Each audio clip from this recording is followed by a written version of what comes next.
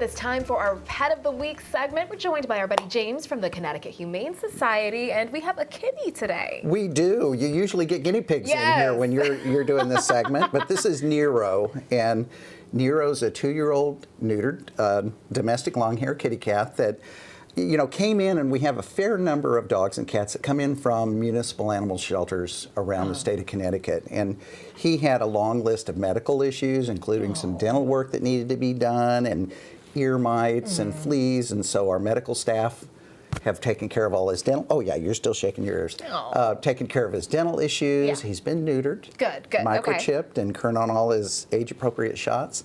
And now the only thing we need to do is find this beautiful golden-eyed boy a home. Yeah, I think he's a little camera shy, but he's been quiet since he's been here. Good boy, Nero. He's blending in with my sweater. Yeah.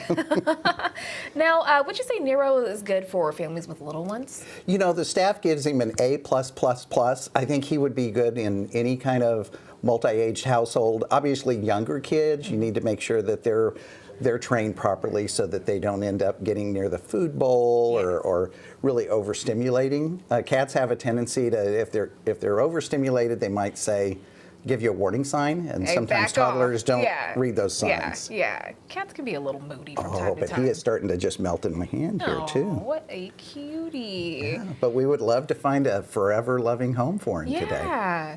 And I think cats, it's up to you to decide which kind of pet you want to introduce to your family. But I had a cat.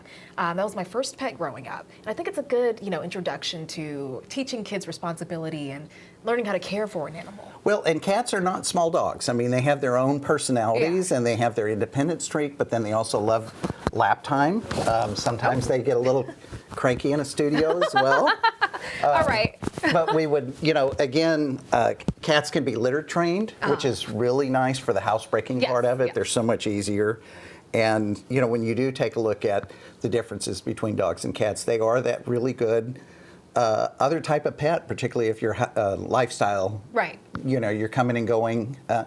And most cats like to be in a multi-cat household, too. Cool. Some prefer to be the only animal, too. Yeah. All right, now before we head out, we do want to mention it's going to be Betty White Day tomorrow, and we know she was a big animal rights advocate. So how can folks help you guys out?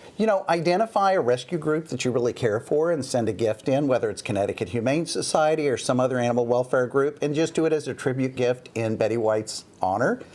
She certainly was a big-time advocate for animals and elevating their well-being. Yeah, okay, so it's actually today, guys, not tomorrow. But anyways, reach out to your favorite. Any day. Show a little extra love to our local organizations here, and let's get little Nero. Hey. I'm trying to give you 5. Oh, give me 5. Maybe not. We'll see.